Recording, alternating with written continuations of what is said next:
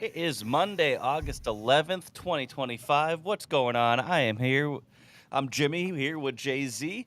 We are the Turd Two Terribles. Thanks, everybody, for tuning in tonight. We got a lot to talk about tonight. We got Knoxville Nationals. We have the Rack Daddies Rumble at Lincoln. We had the Phil Walter Classic at Clinton County, and we got some races coming up here. We got a special guest as well. You say hi. Hi. Hi. You say everybody. Look, there's all these people over here. They've already commented. There's people watching on all kinds of places. You're on TV. Pretty cool, huh? I love you. That's awesome. Go get some rest, okay? Get your stuff. Go up to bed. Say bye. Bye. Bye. Bye already. See you, buddy. That's awesome. Again, thanks everybody in the chat as well. Matt, Santos, Steph, Brandon, Bill, Rocky. What's going on? Mandy, what's going on? Everybody, thanks everybody for tuning in. JC, how you doing tonight? Oh, not too bad, man. I'm tired today. I feel like I was at the races all weekend, but I wasn't. I don't know what's going on. Got to get some rest, I guess. I don't know. Are we done? Is this it? We're out. Okay. See you, everybody. See you Good next night, week. everyone. All right. See you. Um, Doing good. Nah, I hear you on that too. I'm freaking exhausted. I had a long So weekend. hell, you had a busier weekend than I did from a racing perspective. You were all over the damn place. Yeah, Clinton County was there pretty late, and then went to Watkins Glen on Sunday. Why am I wearing a hoodie? I'm in the AC right now, and I'm a little chilly, so I put on a hoodie. But yeah, it was a long weekend. Out in the hot sun and everything. Maybe that's why I'm cold too. I don't know. Let's get right into it. I'm gonna switch over here.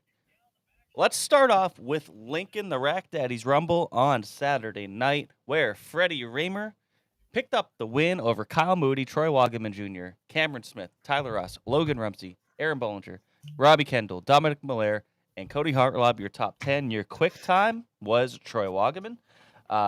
Heat race winners were Cody Hartlob, Tyler Ross, and Freddie Raymer. And Logan Rumsey was at the Australian Pursuit to grab the pole as well in this one. But Freddie Raymer leads the most important lap. What'd you see from this one, Jay-Z? You were there. Yeah, this was I feel like I've left Lincoln this year 9 out of 10 of the races saying that was pretty good. And this was another one. This was fantastic. And even the scorebook that says Freddie led the last lap, that should be the part that's like, you know what? It took him all 35 laps, and it took him all but one of them to get there. That's not even the story of this deal. Logan Rumsey started on the pole, and right off the jump, Robbie Kendall took the lead and led. They got the lap traffic, and I'm telling you what, it wasn't just lap traffic. It was side by side in the back with cars that were quite a bit slower than the leaders. And I'm telling you, when Robbie Kendall caught them, it brought Kyle Moody, Freddie Raymer, and Logan Rumsey right. I mean, they were under a blanket, and there were like multiple guys and multiple like track workers like ready, like holding their red flags, just ready, because it was insane watching like how the hell they're going to make a move. Somebody could have made a sudden move behind another fast car, and they were could have got run over. They could have ran over someone. It was craziness, to be honest with you. And I honestly thought Logan Rumsey was going to end up winning this race. He started off in second, took a shot at the lead. Kyle Moody got the lead. He caught back up to Moody, and he took a shot at Moody there. Rumsey did, and slipped a little bit. I think his recap said he kind of missed changing lanes at the end, but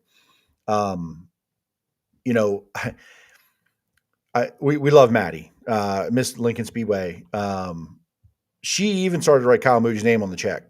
If you look at the victory lane pictures, you can see it started to write Kyle, and then you should have put Freddie on it, right? Like going into turn one. I mean, turn one of the white flag, Kyle was still leading this race. Mm-hmm. He led, and he was, with Freddie even said victory in. I think he said he messed up with 4 or 5 to go, and he thought his chance was over, and he just like picked away at it those last couple laps to give himself a shot at it. So, man, hate it for Kyle Moody. I mean, yeah. Happy for Freddie, because like he worked his ass off. This was not given, right? Like, first of all, Freddie went out early in time trials, went second quick, did his job in his heat race, and still started 7th because of the way the scramble worked, which was weird to me. I guess I need to look at it more and like, did that make sense? Anyway, But like Freddie had to work for this thing. Nothing was given. And so, yeah, I'm not going to take it away from Freddie, like the effort he put in to get there. But man, I kind of felt bad for Kyle Moody. It was, first of all, it was the Rack Daddies Rumble. He's that's Rack Daddies all over that car. mm-hmm. Right. So like that would have been really, really special. Yeah. So Freddie, they've had 4 Rack Daddies Rumbles and Freddie's won all 4 of them. No way. I didn't know that. $500 bounty, I think, to beat him. And Kyle almost won that too. So this was just another good one. Guys were driving their asses off. You could tell. Top, middle, bottom, sliders, a little bit of everything. This had it all. It was a good one. I was entertained yet again. Yeah, that's a bummer for Kyle Moody. He's been really good for the past 2-3 seasons where we feel like he's knocking on the door. Like he's like, and I feel like he's a guy that, specifically at Lincoln for sure, but he's ran well at BAPS, even had good runs at Williamsgrove. But like, he's a guy that you feel like once he gets one, he could probably rattle off a couple. But he's very close here. But talking about rattling off a couple, Freddie Raymer, I mean, it wasn't that long ago we were talking about him, maybe 2 months ago or so. We're like, man, what's going on with Freddie? And now he's ripped off a bunch. And just, summertime Freddie, just kind of going out there doing what he does at Lincoln and getting this win here, by any means necessary. And I'll be honest with you, he's been on kill the last couple of weeks because he's had a stretch now. If we go back and look at his last 4 or 5 races, whatever the number is, he's been really, really good. And this thing just goes. He was in heat race. He was like trying to battle for the lead off turn 2 for wherever he's third, I want to say, was just like, I'm out. See ya. Peace. Like he's not messing around right now. And he has the car to do it. And obviously we've seen him do this a lot. Yep. We'll see how it goes, right? We'll see. Brandon, it's not easy to win when everyone's at Knoxville because the only one that was at Knoxville that wouldn't have been there is who? Yeah, this is Danny. I was gonna say this is a bullshit comment. I'm tired of hearing it. To be honest with you, this is at the Lincoln regulars Speedway here. Yeah, at Lincoln Speedway, this is your regulars. Mm-hmm. This is it. They haven't. Macri won a couple, hasn't ran many. Danny's won a couple, hasn't ran that many. He chose to go to Port some weeks. This is your field. Yeah. It's bullshit. It's a bullshit excuse for people that don't like the guy. Stop. It's ridiculous. And I'm kind of over it. You could make that case a little bit if Williamsgrove ran Friday night, maybe, maybe. But all you lost there is Danny. That would have been a little bit more like Chase, right? Yeah, maybe Chase. On a random Saturday night, Chase could have been at Port, and they've been at Port Royal. This is your Lincoln field, everybody. Yeah. This is what you got. He's the best one at Lincoln right now. Right now, going momentum, Freddie's the guy at Lincoln again. Mm-hmm. I know y'all want to hate it, but it's facts. He, like I said, once he ripped off the lid there, he's starting to really roll here now. And, like I said, really there isn't much competition that wasn't there, maybe for this one because it was a time trial show, 7,000 to win, and there was no Knoxville Nationals. Maybe you probably see Danny and Dietz, but who knows? You know what I mean? Like that didn't work for the Steve Smith race. There wasn't those guys weren't there, right? So, I mean, either way, that's taken away from Troy. That's taken away from Tyler Ross, who's been up there every week. Cameron Smith, who's been up there every week. Bollinger, Matt Campbell, and now you got Logan Rumsey getting in there. Robbie Kendall runs well when he's there. Cody Hartlob, Brandon Raymer, look at him. He went 24th to 11th. So, JJ Loss, like this is a really strong field here at Lincoln. Even when Danny or any of the other outside competition is there. Maybe with the exception of the World of Outlaws, which they're the World of Outlaws, but still, these guys still run well. So it's I don't think it's any different if Knoxville is this week. You know what I mean? It kind of reminds me of it kind of reminds me of the Port Royal Logan Wagner thing, right? Like everybody shits on the guy for being loyal and local and running and winning races at the racetrack. Oh, nobody was there. Bullshit. This is your weekly field. Period. End of sentence. Danny's done more traveling. He's been on the road as much as he's been here. So don't give me this shit of that. Like Macri, same thing.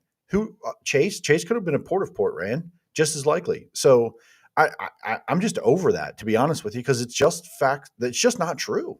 It's just not. There you go. Eric, how many races did Freddie win a few seasons ago? 14. Yeah. Yeah. So, he had 14 weekends of Knoxville cars being missing. So there's that. Listen, I it's just an excuse I've heard for years. There's some hate on my own page this weekend after Freddie's win about again, it's basically taking a shit on the rest of the field, saying these guys are trash, is what they're saying. But really, they're just trying to hate Freddie, but they're really insulting the Yeah, ress of this field that shows up. And it's just exactly.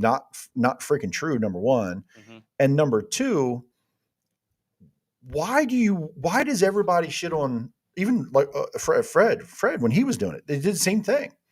Why do you want them to go elsewhere? Why are you shitting on a guy for being at home and being good here? Isn't that what we want? Yeah, Why were you pushing, saying, "Oh, he doesn't go anywhere else. He gets his ass and kicked"? you want these guys. Why are you wishing they were going somewhere else? If we all went somewhere else, we wouldn't have racing. We Not wouldn't just have a good that. product. When they're racing I here don't weekly, understand it. it gives that when the outside competition does come in, they them having all these laps here at this track helps make the posse what the posse is. It's the same thing at Williams Grove. Whatever. It's the same thing. It's they have the laps there. They have good equipment. They're good drivers, and they can come in and they could beat anybody who comes in. Like I said, I don't think this is much different if there's no Knoxville Nationals this weekend and they run this race. It's Freddie's been really really good, and he's like you said, he's been on kill the past few weeks, and this wasn't an easy win. Like that's a bullshit comment.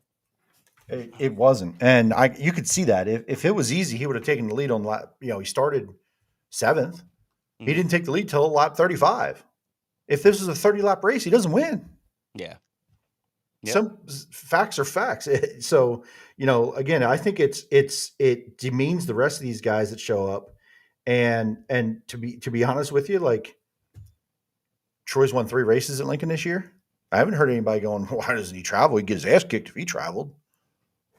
Freddie's won 3 or 4. What's the difference? hmm Because we like Troy? Come on, man. Yeah. Like everybody needs to chill out with it. They just want to make the comments because they don't like the guy. That's fine. Don't like him, but at least come with like reasonable things. Like, give me Right. something reasonable. And, You don't and like him? You don't like him. Sucks. this is what weekly racing is too. You know what I mean? Like you're not gonna have every week's not gonna have everybody. You know what I mean? That's right. That's just what it's gonna be. You're gonna have guys that stay local, and this is what it is. Yep. But I mean, hey, I just my thing is I feel bad for Kyle Moody here, just because he did. It sounded like he did just about everything he needed to do except for the final corner, and Yeah. Freddie took advantage That- of it. You can't let a shark like that hang around. Yeah. No, listen, that reminded me of Fred. It reminded me of his dad. Like, I'm going to figure out how to go win this race some way or some. And honestly, this will stir some people up. It reminded me of Danny Dietrich at the end of races, watching that. Like, I'm not giving up. I'm going to go run the best 3, 4, 5 laps I can. I'm going to figure out how to do it and see where this thing ends and drive the shit out of it. It reminded me of watching Danny at the end of these races sometimes, where you're just like, with 5 to go, you're like, no, I don't think so. And then all of a sudden he's there with 1 to go. And you're like, holy shit. That's what this reminded me of. And it was pretty damn impressive, to be honest with you. Dakota Raccoon says, "Guys, racing is easy." Yeah. Yes. Very. Marie Beasley said, "I told a woman behind me the same thing. There's no weekly competition at Lincoln. The way Freddie raced, that is why he is a 4-time champion." And then she also said, "I was at Lincoln on Saturday night. First time I ever watched Freddie a whole race. Some of his moves were amazing," and gave him a round of applause. So, When he's got the car, he's as good and as aggressive as anybody you're going to watch, and he does it in a different way, right? Like his style is different. Listen, it's aggressive. He's earned some reputation, right, with some of the things he's done over the years. That's fair. I won't take that away from anybody who doesn't like it. That's fair. It's going to happen. Hell, he moved our buddy Jordan Strickler out of the way last week on the way. He misjudged where Jordan was going to go and just fed him a right rear a little bit there. So I'm not going to take that away from anybody's argument toward this. But when you cannot deny when that car's hooked up, he knows what to do, where to put the car, and he's as aggressive as anybody in his style. It's a different style than Troy. It's a different style than a Matt Campbell for sure. Pretty wild. So when he's good, he's good. And I think, it doesn't, like I said, it's easy, right? If it was easy, everybody'd be doing it, and we're not. right. Steph asked, "How did they pick who was in the Australian Scramble? I was confused. Nothing new. Haha." But yeah, I'm not sure how they picked this. I'm assuming Yeah. part time trials and part heat race finish? I'm not sure either. It was 8 of them. I don't know. I got to be honest with you. I apologize. I don't know, and it was hard to hear from where I was to know. I just saw when they came out. I'm okay. Here's who's next. And the way they lined them up and seated them, I don't understand that. Maybe that was sort of an invert kind of thing. And if you're going to be inverted, like Troy and Freddie were right at the beginning, and Chad Trout was right at the beginning. Which if you lost at the beginning, you started eighth. Troy started eighth, and then Freddie lost after Trout or after that one, he got seventh, and so on and so forth. So like, I'm not sure how it was seated. I I didn't ask ahead of time, so I'm a little bit uninformed on how the format kind of laid out that way. But I will also say this: that scramble is fun. Yeah. I know it's like some people don't like them, and they don't always work out great. But based on the fan reactions, people enjoyed this. More people enjoyed it than didn't. I'm telling you that because I was standing like right at the start finish line by the opening of the infield and in the front stretch, and like when Chad Trout beat Freddie, I could hear the crowd over the cars. I don't get that often. Like you Yeah. don't get that a whole lot that you can hear it now. You can hear it when it quiets down and people are cheering, but this was like while the cars were still going. And I think it did something for the fans. I think they enjoyed this. Um, Daniel Cohen here also says Knoxville was awesome as a first time fan. I will definitely go again. Nothing compares. If you can go, you should definitely go. That's awesome that you had a good Nice. time. We are going to Hell talk yeah. about that here in a little bit. Yeah, I don't want to stay on this too long. So Yeah. So let's take a look at the points here for the 410s because now with Freddie ripping these off, we have a points battle on our hands because now Troy only has a 20-point lead over Freddie, and those guys have separated themselves from everybody else. Matt Campbell is third, but 550 points back. Then it's Cam Smith, Tyler Ross, Aaron Bollinger, Brandon Ramer, Chad Trout, Chase Dietz, and Danny Dietrich in 9th and 10th. So I mean, it wasn't long ago where we're like, man, Troy's really doing what he. And listen, Troy, third place finish, being consistently up there. But when a guy like Freddie starts ripping off wins, it's this is what happens. It really tightened up this points battle here. They have quite a few left to go, more than most tracks around here, but still enough, small enough amount of races left that. It's going to make every race interesting. So that just to add to the weekly competition that is there, this is going to be a battle to watch. Maybe if it's not for the lead, you're going to be watching these two guys now every feature on where they finish. yeah, and that point difference from first to second is 50. I want to say these wins, Freddie now getting these wins has really brought this in because it's not like Troy's had bad weeks. No, he really hasn't. He hasn't had a DNF. I think he Podium finished here. seventh the other week, right? Like they've been neck and neck all season. This is the win differences right here. They both have 3 or 4 now, I want to say. So it's like this is how close it is. This is how the season's going, and it's these two guys. It's going to be fun to watch as the end here.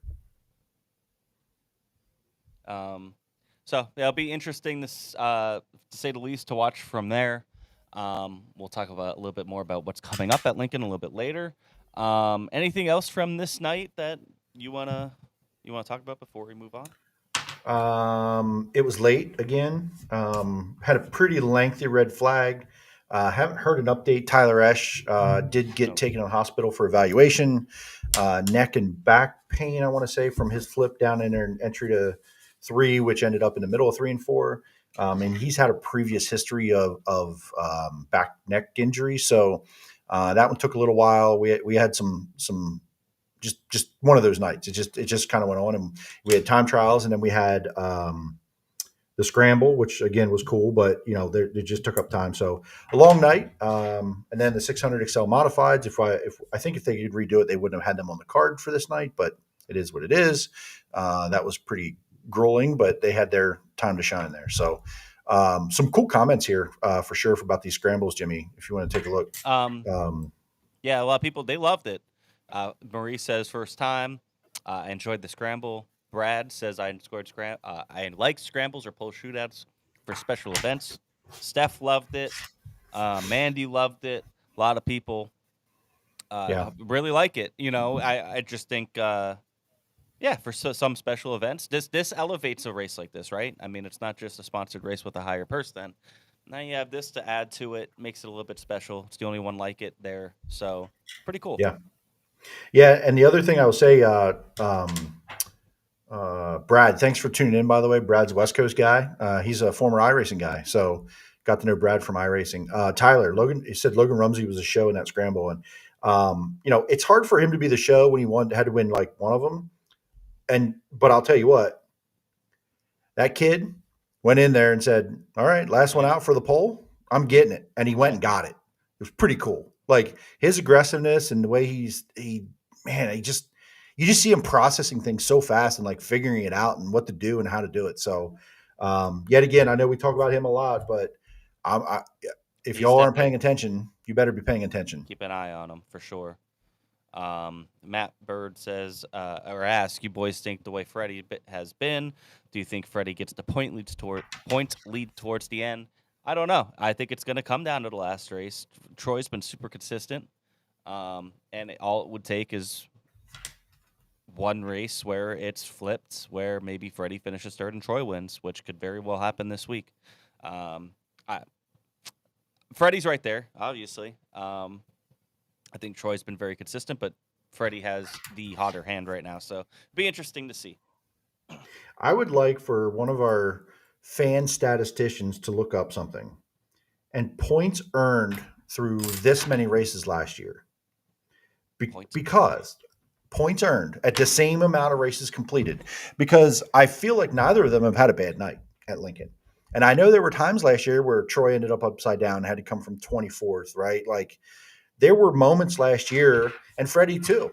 Neither of them have really had a bad feature, a mechanical problem that I can recall. I'm curious how many points gained through the same amount of races a year ago. Because look down the field. Look at the gap. That's the consistency factor, not the win factor. Matt Campbell, Cam Smith, Tyler Ross, they've all had their nights, right? Matt Campbell was just caught up in one. Cam Smith has had issues. Tyler Ross has had issues, right? Or missed some races, whatever the case may be. That gap is huge. And I feel like, remember last year, there was a run where Matt Campbell was like hot on Troy's heels. Yeah. Yeah. Right? So I'm curious if someone could look it up through the same amount of races last year, if that's able to be done in some way.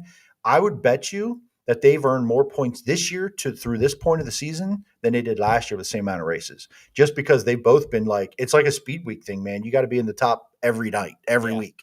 You got to be there. So I'd be curious to find that out. They seem like they're up inside, if not just outside the top 5, getting top 10s every week. Like even when they get handicapped back to mid pack, they're finding a way to get themselves up near the podium, if not winning, like Freddie has. So, all right, we're gonna move on here. Phil Walter Classic at Clinton County Speedway was also running on Saturday night. This is also this was a fun event. I was there for this one, where Ryan Smith got the win over Jordan Givler, Billy Dietrich, your podium, Greg Wilson, Garrett Bard, Chris Frank, Jordan Poirier, Ryan Newton, Gerard McIntyre, and Ricky Peterson, your top 10. Your quick time overall was Garrett Bard in Flight 1, and then your Flight 2 quick time was Billy Dietrich. Your heat race winners were Garrett Bard, Jordan Givler, Billy Dietrich, and Dale Schweikert. And then your B-main winner was Michael Bauer. Ryan Smith +7 here to get this one. Track was a little bit different than it was a few weeks ago. I guess it took maybe a little bit of rubber. It was it was wide but narrow, if it makes sense. You couldn't really go up high. Like the lanes were close. A lot of in the middle mostly. But Ryan Smith, man, he made it work. Jordan Givler was right there for this one. They were battling hard in tight lap traffic. Jordan Givler was banging on his tail tank, and then with 10 to go, it was Dale Schweikert who went over in turn 4, causing a red, and Ryan Smith pretty much took care of business from there. It was a great race. Obviously, I was kind of being able to hang out with the 2D team, and they were amped up for this. I was amped up for them. This was so cool. P2, great run for them, but man, he was close. He started on the pole for this. He looked good all night long. Just Ryan Smith was the class for a while there. He was one of the guys. He won +7 here. He was able to make moves. and then did what he needed to in lap traffic. And if that does go green, though, I think Givler might get him. If not, Billy Dietrich and Garrett Bard and Greg Wilson were all right there, right behind him. Like the top 5 was very, very close together, which was cool to see Greg Wilson there as well. There's a lot of cool, a lot of travelers. Jordan Poirier, who's from Canada. There was 2 Canadians there. Who's the other one? Let me scroll down here. I apologize. I can't remember who, but they kept saying there was 2 there. They had 31 cars show up. AJ Flick made the trip out. He finishes 12th. Austin Bishop was there. It's good to see. There's a lot of 305s that were very competitive. There's about 5 or 6 of them. I was surprised too by Jordan Poirier being there. That was one that was. I agree with you, Tyler. That was pretty surprising to see. But they get this last year too, where you had got they do give a prize out. They give prize. There's a lot of prize money in general thrown out. $100 to win a heat race. I know Givler won $200 for winning the pole, and he also won the draw. It was a great night for them. He won at the drivers' meeting. They did a random draw for a driver for a right retire. Jordan also won that. So great, only thing he didn't win was the feature. I mean, he was fantastic all night. But Ryan Smith, the winner here, good to see him win there at Clinton County. What are your thoughts on this? Well, I'm glad he got a free tire because they definitely burnt through the one they had, or 2 or 3 or 4. When your fastest lap in a feature was faster than time trials, it's a little bit of rubber. That's a lot. Yeah. And it is funny how perspective changes you.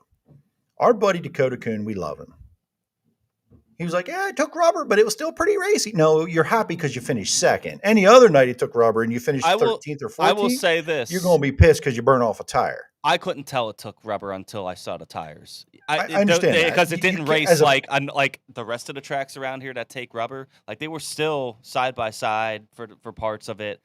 But there was a grip strip there, definitely in the middle of the track. It wasn't like they were just a single file or anything like that. Well, and I'll say this: the fastest laps were lap 34, 33, like the last 2 laps. Everybody's fastest lap was within the last 5. They were also in clean air as well. And that, right? So, but yeah, listen, I went up here last year.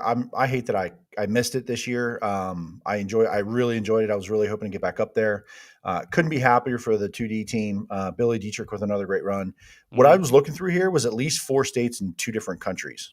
Yeah. Or 3 different countries. 3 different, yeah. We got Australia, US, Canada, at least 4 different states. I saw PA, Ohio, New York, and New Jersey. There might have been more than that. Think about just 4. I just see 4 states. I think it was just them, yeah.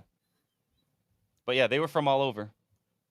So this was like the melting pot of a racetrack and people, right? Like just a super cool event. Clinton County continues to do things right and put on a good show, and most drivers end up leaving there happy. I saw AJ Flick didn't have a great tweet about it necessarily, about the tire wear, kind of burning through all those tires. And again, perspective, finished 12th, not as happy about burning through all those tires than if you won or finished second. Yeah. It's a little different perspective, right? So you don't want it to be abrasive for these guys on a track that's not that fast to begin with. You don't want it to be slow and abrasive. If it's slow and slick, that's fine.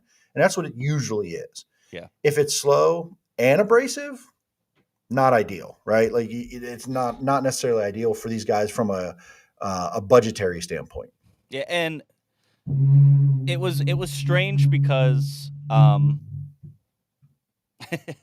it was strange because they had an intermission before the B main. I think when they were doing the redraw, and they did a top 3 in each heat. Heat race winners drew 1 through 4. Second place was 5 through 8, and so on. They brought out the equipment to kind of scratch the top side of this racetrack. They did like 1 lap around it. Didn't really do anything. They didn't put any water on it. They didn't do anything. So they kind of just let it sit, which they probably know their track better than I do. I just kind of thought it was, if you're going to take that time for an intermission, at least try to maybe do a little bit more than that. But especially since it was kind of taking like hints of rubber in the heat. It was a very different track than what it was a few weeks ago. But it was still slick. It was still slowed down. Lap traffic got there quick, makes a huge difference. Still a great race overall. And then a great event. I love what they do with all the, they give out money for the fastest 305, fastest 360, the furthest traveler on top of on top of a pretty decent person and high paying race. So, Brad said that noise is already going to be my dump it. So I have hardwood floors in my kitchen, and I'm down in my basement, and it's finished. But That's what somebody it was taking one of our chairs across the hardwood floor, and I was like, sounds. "What are they doing?" Sorry about that, everybody. No, it's fine. Usually, everybody's in bed by this time of the night. You don't have that happening. But great run here by Chris Frank as well, 12th to 6th. Ryan Newton looked pretty decent. It was hard. There's guys that made passes here. Gerard McIntyre was the hard charger, +9 from 18th to 9th. Just a very, very cool night. It was very cool to be able to watch this from the top of the 2D hauler. I appreciate them letting me do that. And hang out with them for a while and be there to experience this run. You know what I mean? There was, they were jacked up, all those guys, and as they should be, because it was an awesome run. And honestly, like I said, if they don't get that red with 10 to go, he's right there to win this race. And he was there even with the red, but I think if they're able to stay in lap traffic, that was gonna be, because Ryan got around him, pulled away a little bit, and Jordan closed it right back up onto his back bumper for the last 4 or 5 laps there right before the red. He was right there, and it just was going to be who made the mistake first in lap traffic, and Jordan was he was right there in the seat to be able to take advantage of that. Something else I wanted to note here, Ryan Smith. We've seen Ryan Smith do Western PA Speed Week, do some Ohio Speed Week, run these kind of races around and have success. But I think that his time in the 69K, some of the little things they cannot duplicate what they do over there. He talked about that on a podcast, on a show. Like you could put everything in your car the 69K does, and it still doesn't work. Right. They do things different. But what he may have picked up and learned some things. The feel he wants, the feel he knows is fast. He's been really good. He was contending for the win at Path Valley. He contended for the win here the last time when Billy won. He was second. Wins this one. He's won out other places in Western PA, Ohio. I mean, he's having a hell of a year. Resurgence for sure. Yeah, for sure. The talent was always there. You know what I mean? It's been flashes. Obviously, he wasn't even racing as much. A season ago, 2 seasons ago, he wasn't racing nearly as much as he is now, I don't think. Yeah, it's been good to see this resurgence, and I agree. I think he's learning something from that 69K, and just whether he's learning anything at all, it could be not be set up. It could be it could be. I think it's just pure momentum, confidence. You know what I mean? That goes a long way, in getting good results too as well. Santos mentioned here, it surprised me to see more Clinton County get more cars than Lincoln. I'm not, No. not at all. With 305s, 360s, 358s being able to compete, that didn't surprise me at all. And honestly, I was surprised Lincoln got 27 with who was there. And to be honest, they really weren't missing many. There's not many people in this list. Givler and Dietrich are the two that probably would have gone to Lincoln. Maybe Chris Frank, right? He got his 410 Ryan back, Newton. I think. Ryan Newton, but if Port was running, Ryan might have been Yeah. at Port. So there's no guarantees there. So this didn't surprise me at all. Cause I think last year when we went up there, Lincoln had canceled. We went up, they were 44. Yeah, it was mid 40s up there. Yeah. So it was even more than that. So it didn't surprise me. I honestly thought they could have had more here. Just they really could have. But this is again. That's not. I'm not saying that's a bad thing with what they did get by any means at all. No, they had a good. I don't know if, because now you're starting to see, Austin Bishop is there. Like more, I think last year was a lot like there wasn't it. There were 410s there, but didn't feel like it felt like very divided between all different divisions. Yeah, this was very 410 heavy. Like everybody had a 410. You're seeing some of the bigger names come down. Like we know Billy was there, Givler's ran there, but Ryan Smith coming down, like Austin Bishop, just AJ Flick coming out, just kind of starting to get some more 410 competition down there. I don't know if that's keeping some of the 305s away. 305s also ran the night before on Friday night, so that could be a reason too. And they were running Path Valley And on there was Saturday a Bedford on Sunday. and Sunday, so So that could be yeah, a part of it as well. That they were getting geared yeah. up for that. But either way, there was still a handful here. John Walp, who's actually leading the points there in the 305 division, he finished. I think he DNF'd, yes, but he started up there. He started 7th. He looked really, really good, and he ends up finishing 19th here. But he was running up in the top 10 before he DNF'd. He looked really good. So again, and he was in a 305, just up there competing with these guys. Even when it started to, rubber and all that, they were still able to compete and stay up there with these guys. It wasn't, it's not a big horsepower track, so it's cool to see. I enjoy that aspect of the two events that they have there. And now somebody was saying about a Speed Week date there. I don't think you see that if they have a Speed Week date. I think it's all 410s. You know what I mean? But that's if that were to ever happen. Yes, sir. Dakota, thank you for that. I forgot about that. Group 2 of time trials, 2nd, 3rd, 4th, and 5th were all 305s. So just to show you how much that they could compete. Billy went quick time in that group, but then the rest of the top 5 were 305. So pretty cool. All right. Let's get to the Knoxville Nationals, and we're going to start with night 1, where Ryan Timms took the win over Justin Peck, Sheldon Hangio, Garrett Williamson, and Emerson Axum. Your top 5. Corey Day with the 22nd to 7th run. Rico Abreu, 21st to 8th. Danny Dietrich finishes P11 here on his qualifying night, setting him up for a pretty decent Saturday. Lucas Wolf started on the pole of this one. He did fall back, but awesome night for Lucas. Timed well, ran his heat race well, obviously transferred in. Lucas on the pole here was pretty cool to see. That was a big win, I think, for that team going out there. Obviously, the finish here wasn't exactly what they wanted, but still looked really, really good. Gets a lot of really good competition here. But Ryan Timms, man, what a week for him. This kicked it all off. This night ended up making him the high point man by a lot, like about 15, 20 points, I believe. Because the second night was pretty strange. But David Gravel was kind of one of the stories here. He finishes 8th in the B main. The wreck in the heat race between him and Hunter Schoenberg. Lap 1, corner 1. David Gravel was not happy at all. Felt like he got driven through. There's been a lot of different discussions about what happened there. What was your take on that incident between Schoenberg and Gravel? I think David Gravel knows what he's doing. Put a lot of faith in the 55 to go where the 55 he thought was going to go, and the 55 didn't go where he thought he was going to go. Simple as that. The 55 didn't really do anything wrong per se, nor should he really care if there's a car right tight to his right rear in turn 1 of lap 1 of a heat.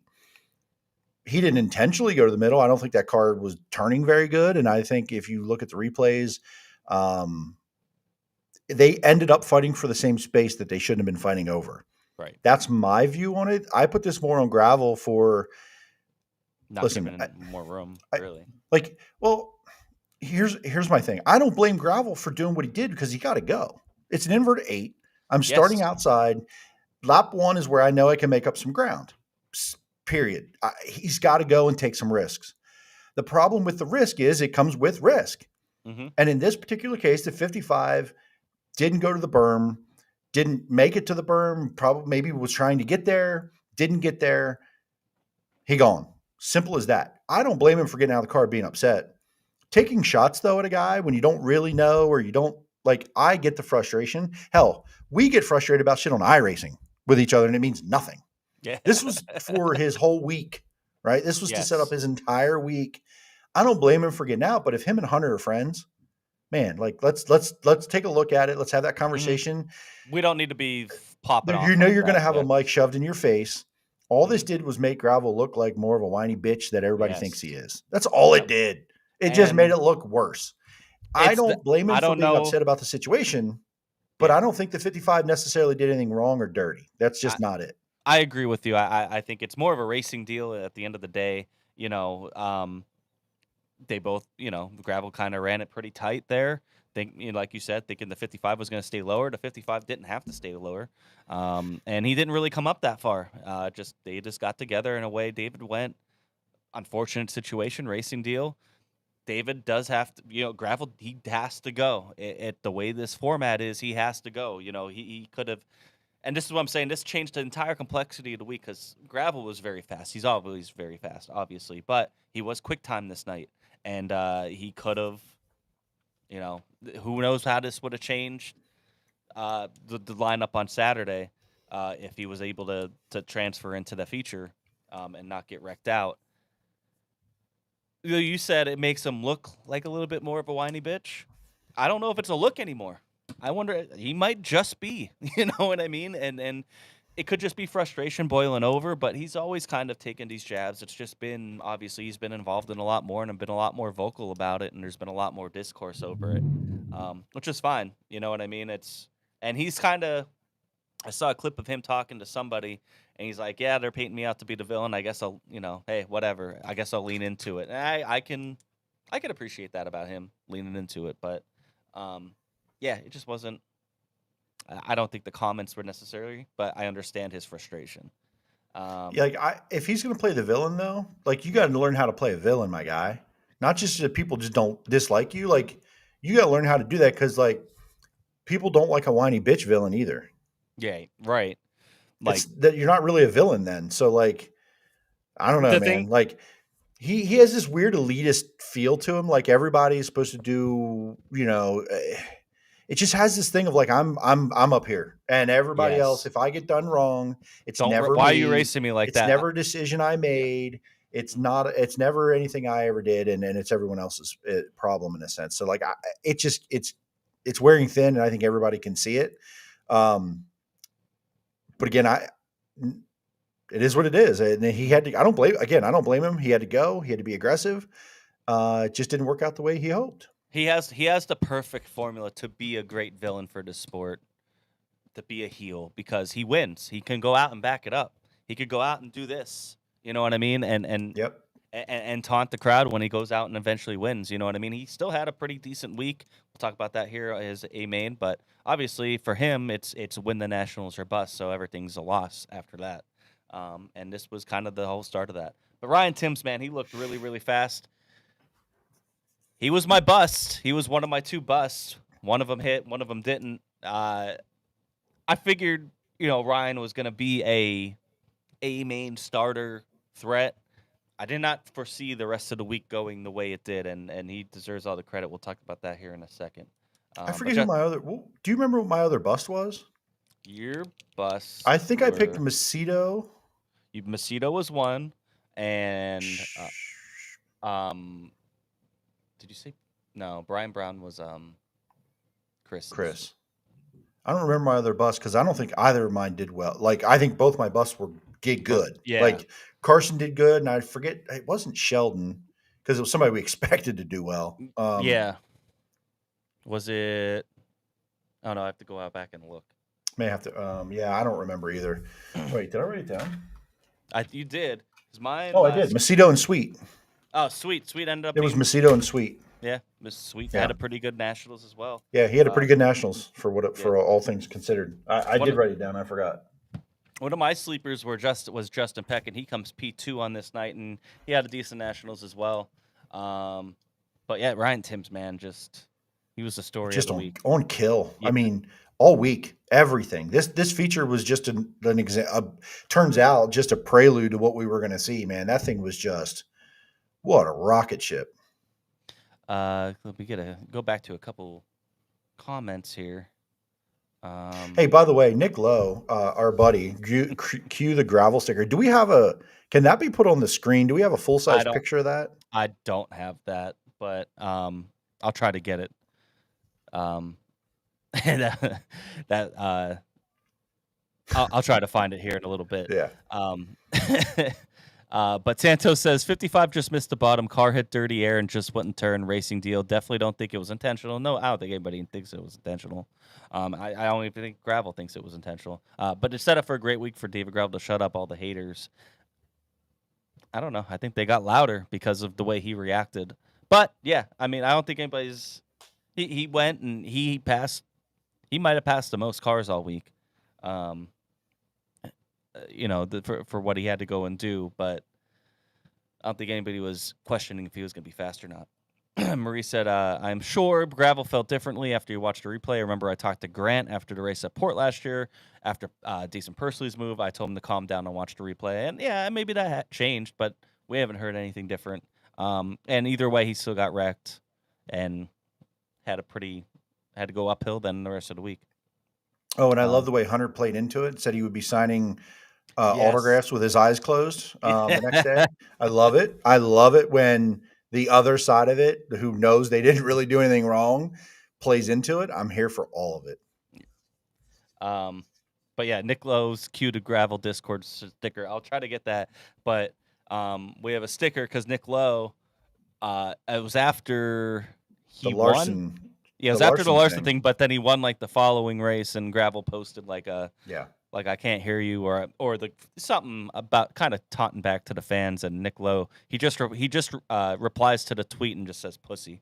It's great. It's hilarious. Just one word. That's it. Let's go to Thursday then. Kyle Larson, with the win over Logan Schuart, Spencer Baston, Giovanni Scelzi, Carson Macedo, Brock Zierfoss comes 7th. And Brent Marks was 14th for our guys here locally that we're pulling for. Brad Sweet, 21st to 8th. But Kyle Larson, I mean, what else is there to say about Kyle Larson? When, 5th to 1st. Logan Schuart looked really, really good. I really thought he was going to factor, and he did. He ended up factoring in on Saturday. But I thought, this could be the time he breaks through because he's always kind of hanging there, and then 5th or 6th, or 7th or 8th or whatever. But he really looked fast. He looked very, very fast. Spencer Baston with a good run here. Obviously, we found out it was kind of like it felt like the worst kept secret. But Spencer Baston is now out of that 14 ride as of yesterday. Corey Day will drive that as much as he can, and it sounds like maybe they'll spot start other drivers to fill in where Corey can't run, and they're going to go down to a one-car operation. So Spencer Baston will be looking for a ride. Sure, he will find something. I just don't know what's out there right now for him. We'll see. And then Giovanni Scelzi, nice, in the 7BC there with a good run. First week out here with the Clausen Marshall team. Hard Knocks Friday. David Gravel wins here. Buddy Kofoid, 19th to 2nd. Cole Macedo and Darren Pittman are your 4 transfers into the feature. Donnie Schatz 1 spot away. Finishes 5th. Then Ashton Torgerson, Dason Pursley, Anthony Macri, Kelby Watt, and Chase Dietz with a top 10. Awesome run for Chase Dietz and Anthony Macri there, and Ashton. That's a pretty cool top 10. Lucas Wolf finishes 15th in this feature. And then Justin Whittle with a hard wreck. He finishes 24th. Hopped the cushion, went over pretty good, had to go to the hospital. He was there for quite a while. It sounds like he's discharged. And I haven't heard any other big updates since that, but hope he's doing well. And just hard wreck to see. Just you don't want to see that. A couple things here. First of all, comment. Steph, I don't know what diamond painting is, but I'm going to get permission from a photographer I choose first. Are you crazy? Why would you pick anyone but my photo? I have plenty of photos. Just ask. Steph, don't you be disloyal. Okay, never mind. Love you, Steph. So this was fun. This was a fun race, and the battle for the transfer spot was awesome. Pittman, Schatz, Torgerson, Pursley, Macri. At one point, I think Torgerson was in, and then Pittman, and then Torgerson, then maybe Schatz. I don't even remember, but like this was the David Gravel was kind of gone. Once he got out front, he was kind of gone. Watching Buddy come through the field was awesome. He was a rocket ship. It's like all of a sudden the light bulb went off, like turned on and was like, oh shit, I knew how to do this. Because he looked a little bit of like fish out of water until Friday night. But that battle for the transfer was fun. It was really, really cool. And we picked earlier in the night, who are the transfers for Hard Knocks? And I picked Gravel, Kofoid, Pittman, and Macri, I want to say. Yeah. I got everybody right but Macri. Didn't have Colmacito in there, but I got 3 of the 4 right. And damn, it could have been like I was kind of rooting for Pittman, right? Like, but I was kind of rooting for Donnie to get in, but I was kind of rooting for Macri. Like, it was a weird thing of like, yeah, I'd love to be right with all 4 of these. And I'll be honest, going into the night, and Wade Kofoid had to come from 19th. I was like, oh, he's out. Yeah. Like, Yeah. I ain't gonna get that one right. Like, but holy shit, right? So this was a fun race. It was one of the better Hard Knocks. I believe that in my recent memory watching, I don't know if it was because we were so invested with some of these picks or what, but it just seemed like a really good race. I don't know. Maybe it was just me. Yeah, I kind of fell asleep during this one. I had to go back and watch the highlights, but yeah, I mean, David Gravel did what he was expected to do. I thought Buddy was kind of cooked. I did not see a 19th to second place run happening, but knowing him, I knew he was going to get kind of close. But yeah, Donnie one spot out. He ends up making it, but what a tough week for that 15 team. Get to some comments here. Oh, I forgot about this one. Brian Brown's nasty wreck on Thursday. Oof. With him and JJ Hickle. Brian Brown, yeah, I mean, he's going to be out for quite a while. Broken right hand and a broken left wrist, something like that.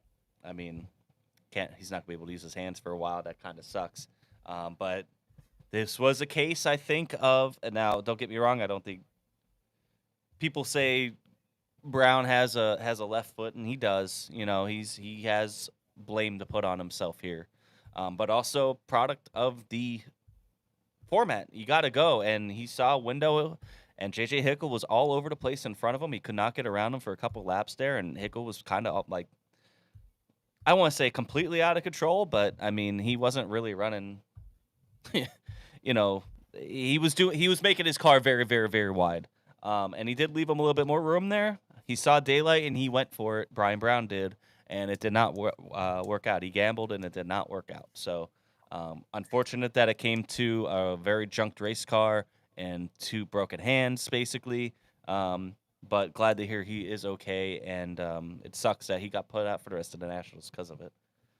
Yeah, this was a case of like that, Hickle being unpredictable. Yeah. When you look at the wreck, I'm going, Brown just ran over him. Like Brown just drove up over his rear tires. And I'm like, everybody was kind of giving Hickle shit a little bit, right? Because it just looked, I probably at first glance, it looked like, oh shit, he fed him a right rear. Brian Brown just drove over the back of him. Yeah. But this was obviously based on watching a couple laps before. People went back and showed, and this was a product of Hickle just being unpredictable and just kind of all over the place. Brown saw the window, like you said, and went for it. Thought that was his best chance, or thought the coast was clear a little bit. Yep. What do you do? But unfortunately, it sucks. Brown's got to go. I think he started 8th in that heat, and he was a guy that I mean, he goes and gets up into, maybe he could stay a little more patient, and he's going to eventually get him and get into the feature. But you're not thinking that. You need to go get every spot that you can. You got to be on kill every lap if you want to go and compete for the title. Because you need to be able to start up front in the A to be on Saturday to even have a shot. So I don't blame Brian for taking the shot that he did. It just didn't work out. He gambled. He could have played it safe, but when you're going for a national championship, those are some of the moves that you got to make, and it just didn't work out. So it's unfortunate. Dave Scott Smeltzer, the 19H is now open. Kevin Thomas Jr. is out. Thank you for that. Yes, I forgot. I read that today. That car will be open. And also, Practical Nymph says Rodman says Spencer Baston has a ride for the West Coast for High Limit. So we'll have to see what happens there. That does make sense. And yeah, Justin Whittle was there in the pits on Saturday night. He was checked and released. I guess he was going to get checked when he came home. Mandy points that out, so thank you for that. Oh, and by the way, here's going to be the ironic part about this Baston deal. He's good at short tracks, and guess where they're going? West Coast is a lot of short tracks. Don't be surprised you see Baston have some good runs. Like, this is when we've seen him have good runs, it's been on those types of racetracks. Just saying, everybody's gonna be like, "Oh, look what they got rid of him," and look at he. I don't know what car he's getting in, but if it's a capable car, he can have some good runs coming up here the next week. Oh yeah, absolutely. So, California is wide open when it comes to competition there, as it is kind of like here in PA. Like they have a really good local car and driver base, and if Bason's getting into a local car there on the West Coast, he's going to be a factor. He could be. no So we'll doubt. see what happens there. And then obviously Saturday night, Ryan Timms leads all 50 laps of this. There has not been a lead change, I don't believe, because Kyle Larson led every lap the past 2 years, and then Ryan Timms led every lap of this year. So there hasn't been a pass for the lead in the Nationals in 3 years. But man, Ryan went out and he did what he needed to do to win this one. Rico Abreu goes from 7th to 2nd, finishes P2 here. David Gravel 21st to 3rd. Hell of a charge to get up there into a podium spot. Carson Macedo, Logan Stewart, your top 5. Corey Day, Giovanni Scelzi, Garrett Williamson, Austin McCarro, and Sean Hansfield, your top 10. Donnie Schatz goes from 20th to 11th. He does make his continues the streak going of how many is it now? 20? Is it 27? Yeah, it's like almost 30. Like, yeah, it was the high 20s of Knoxville National A-main starts. So he keeps that going. Can you go down through there further? Yep. Brett Marks, 17th to 12th. Kyle Larson, Brett Sweet, Buddy Kofoid, all DNFs. What happened with those guys? I didn't see a lap of this. What happened with Sweet? Sweet had a motor let go. He was running up there. He was a factor. Nobody could really touch Tim so as much as because even when Tim's got into that traffic, he seemed to handle it very well. And then the halfway break comes out. Kyle Larson had it was a couple laps to go, and he had a rear tire completely shred. So that took him out. He was also up there. Brad Sweet and Kyle Larson, they were in the top 5. They were right there battling right here. I don't remember what happened to the rest of these guys. I think Kofoid lost brakes. Yeah, Kofoid. Yeah, I think these guys just ended up pulling off. Got it. But yeah, Ryan Timms did everything he needed to do. Bummer for Anthony Macri, who misses the feature. The B main transfers were Brett Marks, James McFadden, PPM, and Donnie Schatz. Macri went from 14th to 6th. I did not see what happened here with this blend rule thing because I was at Clinton County. I did not see the B main. So a lot of people keep putting comments on it. I need to go back and see what happened. I don't know. Kerry Madsen apparently was able to blend back in, but Anthony Macri wasn't. Yeah, I don't know. I'm not sure what happened there. Danny Dietrich finishes 8th in the B main as well. Listen, these guys in the B main, I mean, Linton Jeffrey here for not making the feature still made $15,000. I think it was 15 or 10,000. Like these guys still won a feature's worth of purse, even finishing in the top 10 here. So it made their week, I hope, decently, sting a little less to not make the A main. Yeah, apparently the deal with this, I didn't see Macri's issue. Slowed. They threw a yellow, put him to the back. Whereas Kerry Madsen twice, I guess his throttle was sticking or throttle wouldn't work or something, and he basically was holding up the field. They threw the yellow twice and they blended him in twice. Or at least blended him in the first time. Yeah, they did the second time too. And Macri didn't get that opportunity to transfer. That was Friday night. Oh, it's Friday night's feature. Okay, thank you. I think it was Friday night. Yeah, so Friday night's deal. And that's why I was like, I saw this. Wait a minute, I didn't see something. I was watching Friday night. So, listen. If they screwed up, they screwed up. I don't know. I don't know if they did or didn't or what went on there, but it seemed like a pretty clear black and white. Like one was handled one way and one was handled the other way. I don't know, but I think the blend rule is stupid. You're the reason for the yellow. See ya. Yeah. Unless it's true, we threw the yellow on mistake. It's our mistake. Right. Simple as Yeah, that. we Because should. Yeah. clearly, on Friday night when they blended Kerry back in the first time, the next restart he basically didn't go, and Torgerson jumped over the back of him and stood straight up in the air.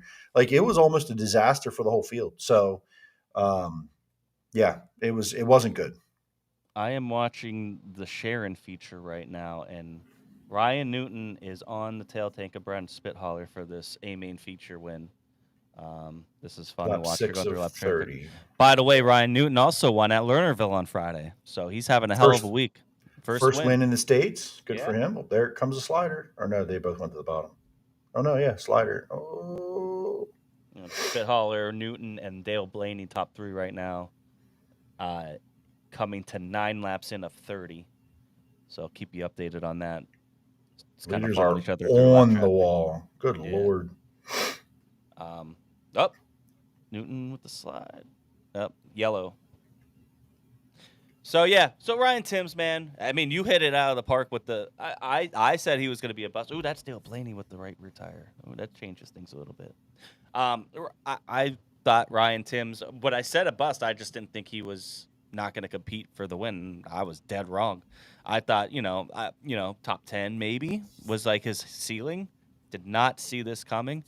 I got to give Knoxville a huge amount of credit for even getting this one in. They had a small window with weather. They dealt with some rain, and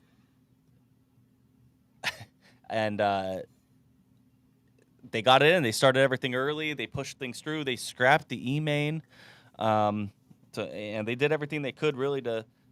I thought they did a good job of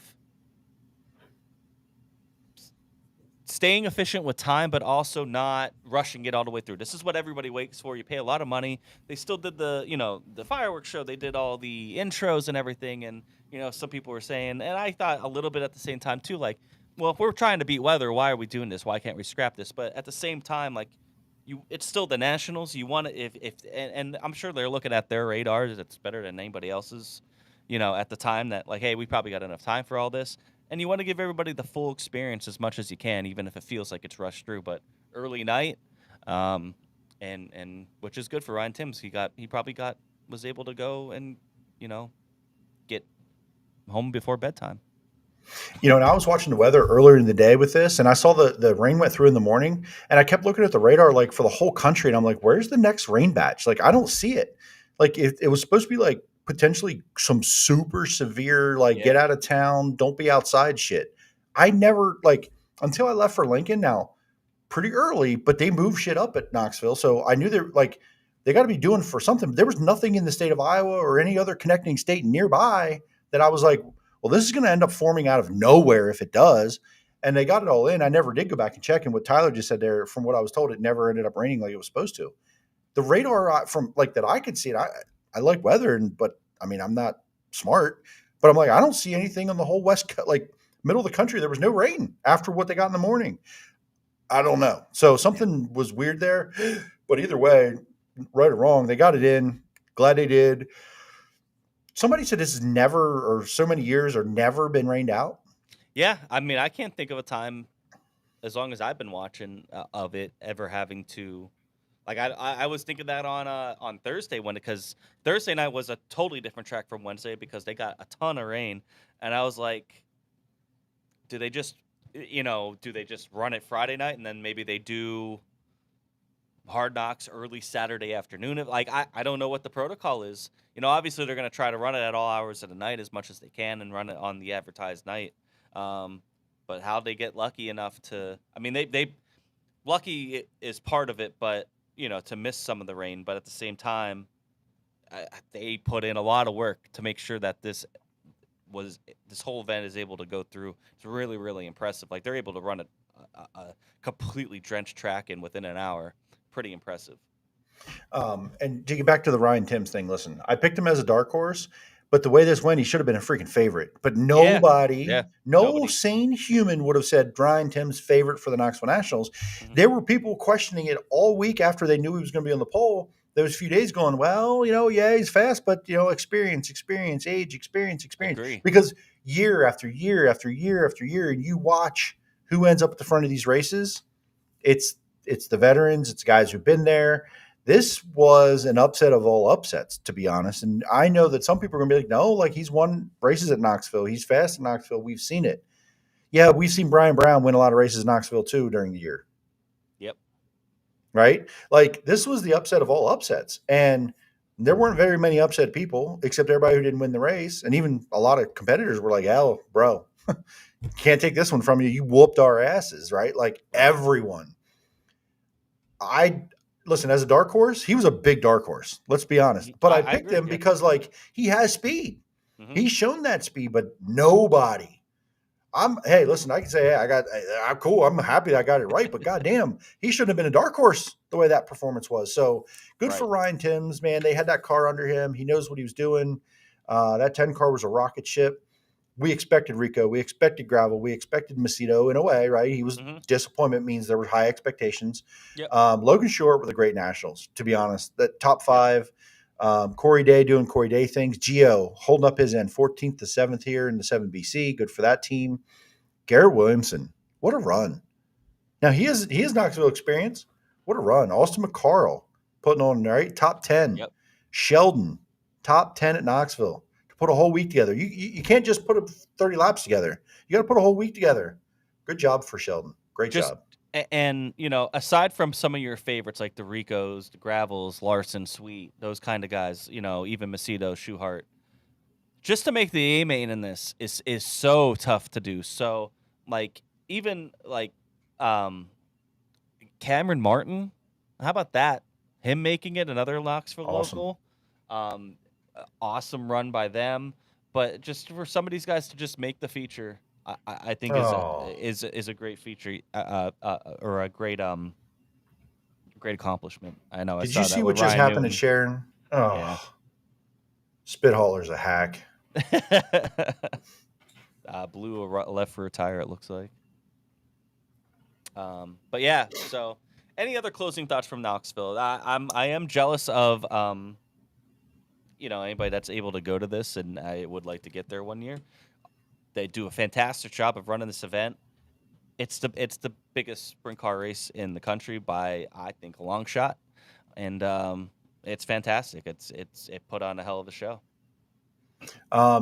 James Magby here was saying about youngest, some of the youngest records. He broke the youngest clearly to win, but he also broke the youngest to be on the pole, Gio. He broke that as well for being on the pole. Jeremy Elliott, SprintCarUnlimited.com, gave out a check for pole winner, and they talked about that during that interview with Jeremy and Ryan, that he broke the record for being the youngest pole sitter of the Knoxville Nationals. So wild. 18 years old. That's insane. Santos, oh my God, can you glaze Gravel anymore? For a whiny little bitch, he was one of the first to congratulate Tim. So I mean, I think everybody congratulated him. I think that's sportsmanship. Yeah. Oh, well, no, yeah, he is still a little bitch though. Yeah. I was gonna say next time if Ryan runs him hard, we'll probably be saying something a little bit different. Tyler Shell says he was the second youngest to win the Knoxville Nationals. Tyler Koenig says we needed turn two terribles to do a live at Knoxville. That would be great. Love to do that. Okay, we'll be there. This is a hell of a battle here for the lead here. Spithaller and Greg Wilson. Greg Wilson doing Greg Wilson things? Yep. Is this a resurgent Greg Wilson all of a sudden? I mean, he looked really good at Clinton County on Saturday. Sort of expected, but no, I didn't expect him to be as prominent as he was, to be honest, on Saturday. Honestly, that track's his speed. Yeah. Clinton County is his speed, though. But like I'm saying, even like lately, though, for any time I've seen Greg Wilson run, he hasn't really been, even if the track was in his wheelhouse, has been running very well. But it looks like lately they started hitting on something. So Spithaller moved down. About halfway through. Bowser's in third now. So, Ryan coming to the tough score 50. Ryan Timms, so that's cool. That's kind of we're gonna get in the schedules here now. That's gonna be kind of the focus now because Tuskie's in just a few short weeks.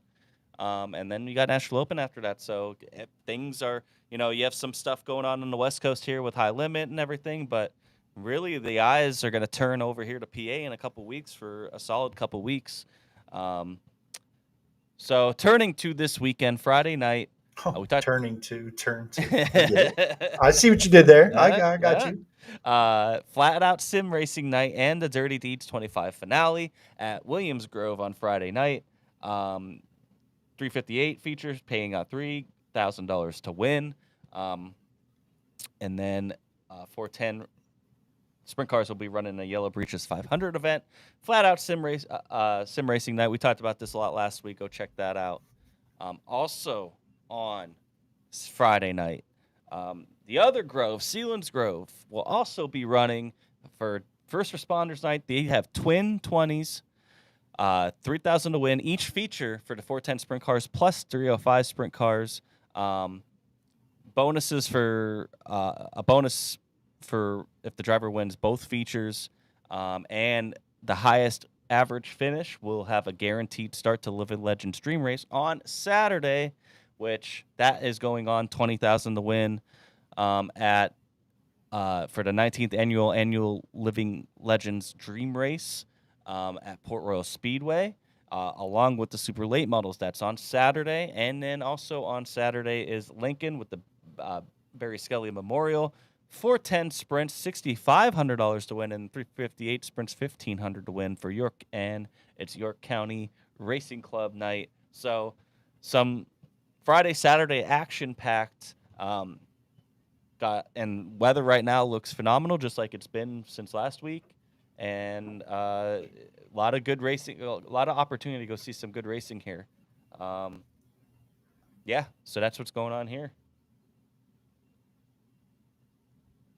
World of Outlaws, they will go to Ogilvie, Minnesota on Friday, and then Jackson Motorplex on Saturday, and then next Tuesday they have a midweek race at Mississippi Thunder Speedway. And then, like we said, with High Limit, they go out to the West Coast, Thunderbolt Raceway on Friday, Placerville on Saturday, and then they start the Gold Cup the week after at Silver Dollar Speedway, 3 nights of that. So, yeah, what are you looking forward to here this weekend? Well, the weather looks pretty good, so it looks like they might get another 358 race in it at Williams Grove. And after the last one that was there with Derek Locke and Aiden Hare going after it with all this extra money to win, man, this could be a good one, right? Yeah. So this will be a good one. Friday night, you got your pick. You can go see a lot of racing, no matter where you want to go.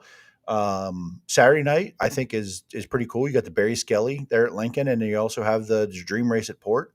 So I have some decisions to make for sure.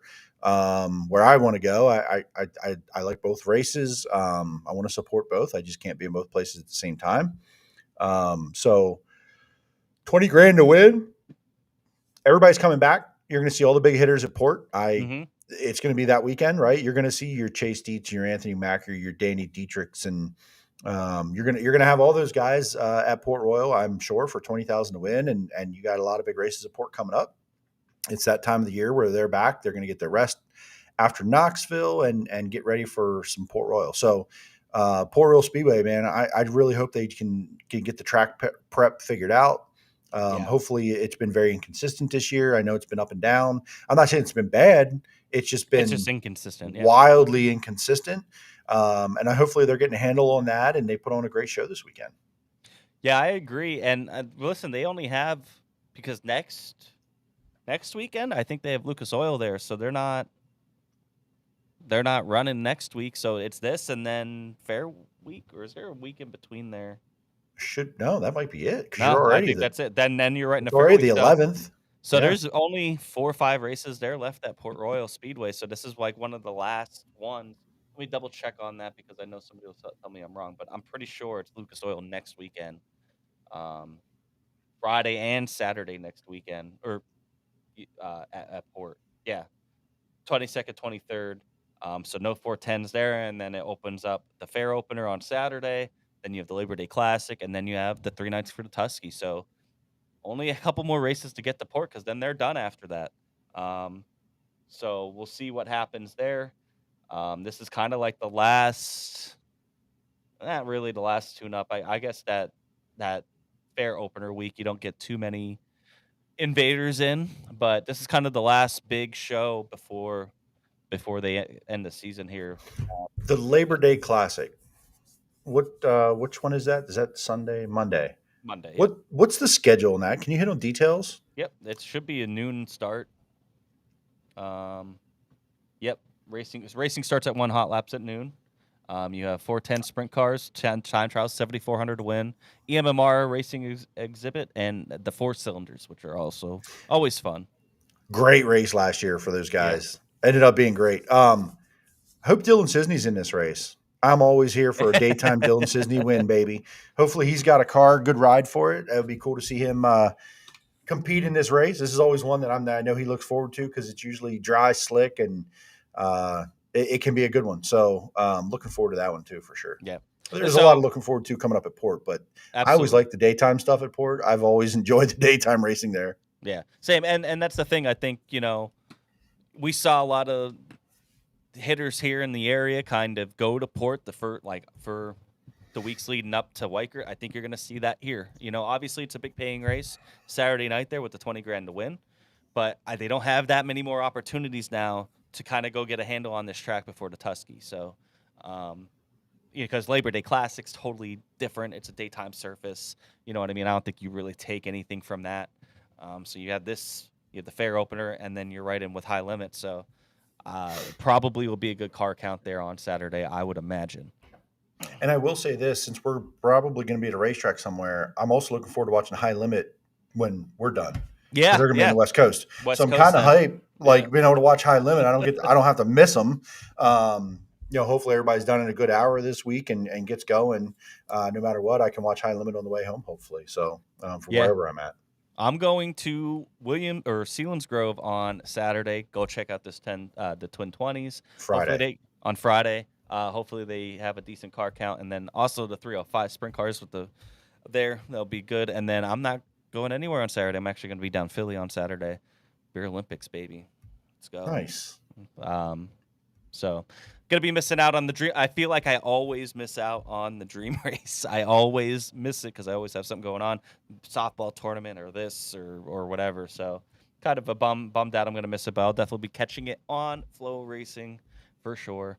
And then good paying race there at Lincoln as well. The 6,500. That's nothing to sniff at. So it'll be good for the local guys there that run their weekly to get a decent payday. And yeah, that's really it.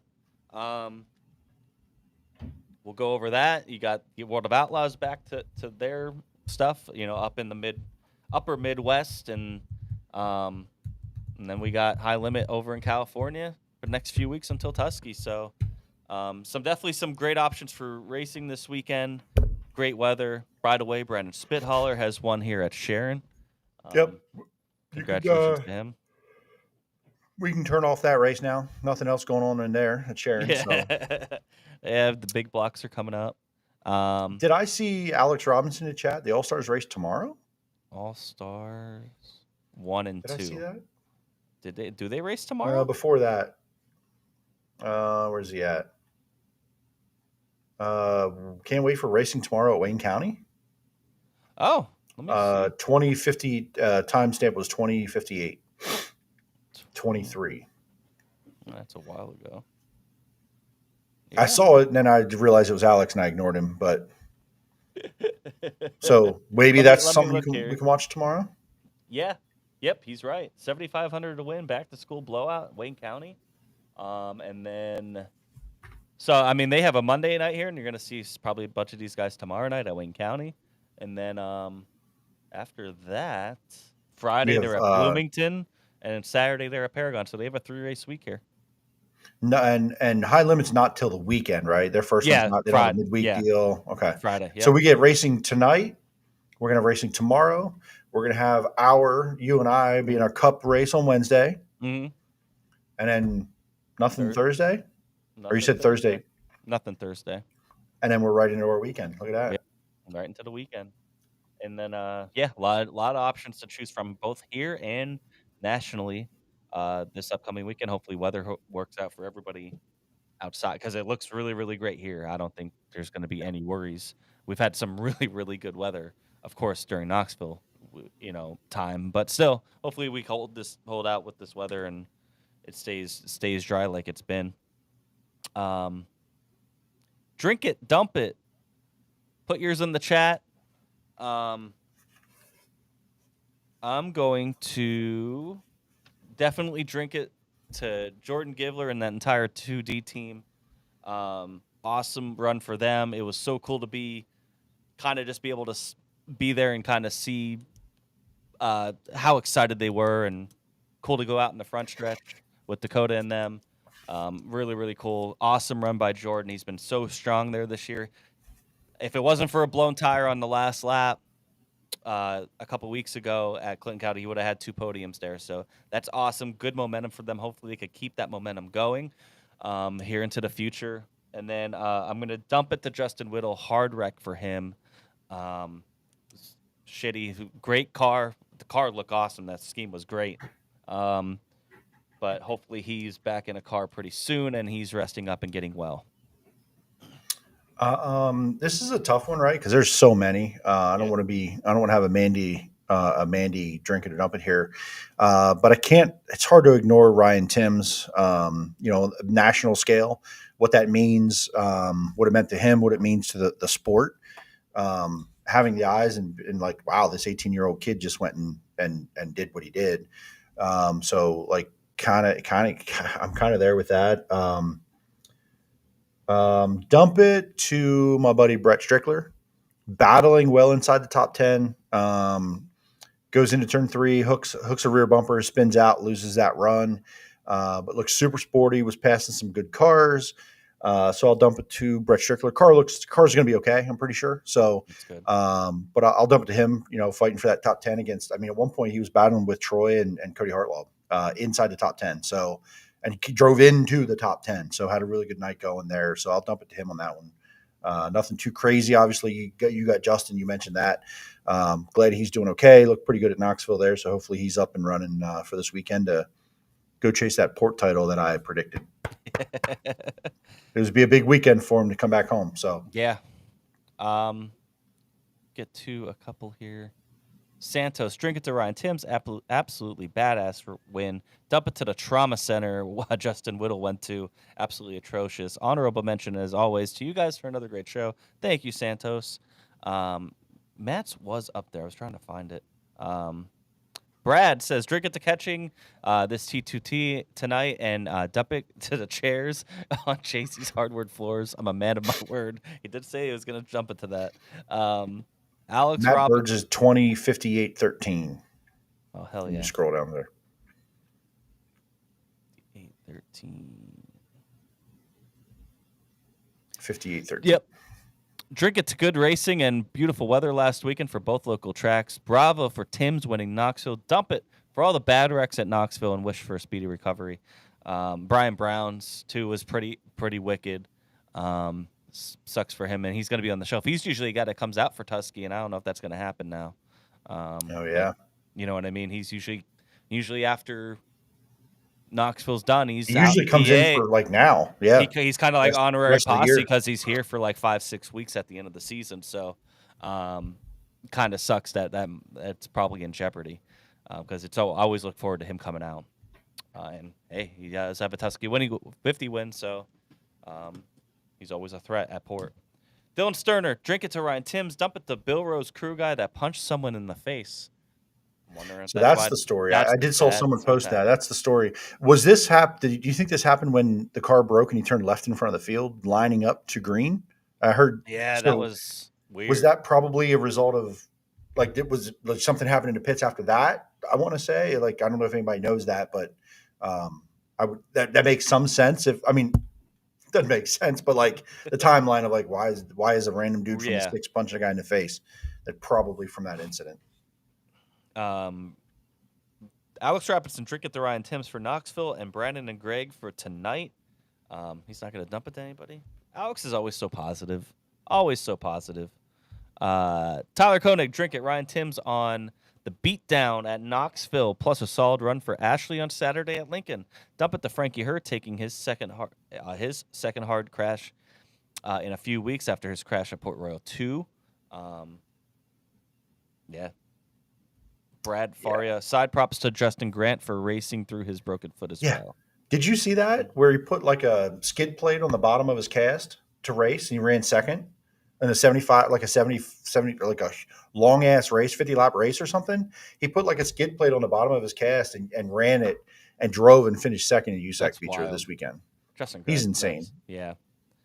Mandy. We are mere mortals. Yeah, I mean, at that point. Hey, mile season is starting. You got Silver Crown this weekend also at Springfield, and then they go to DuQuoin.